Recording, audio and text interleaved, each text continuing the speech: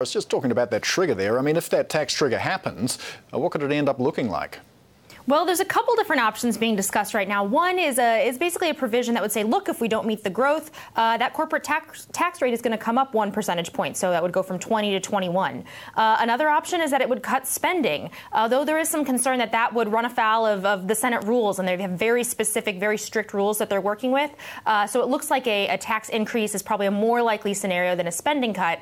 But of course, there are some conservative members, both in the House and the Senate, that don't like that. They're saying, look, this isn't going to be good for growth. It creates uncertainty for businesses. But there's other folks saying, look, we believe in our plan. We believe it's going to grow the economy. This is really just an insurance policy we're never going to have to use. And Laura, so let's say that tax reform, this GOP bill does pass either on Thursday or by the end of the week. What is the timeline after that? What are we looking at?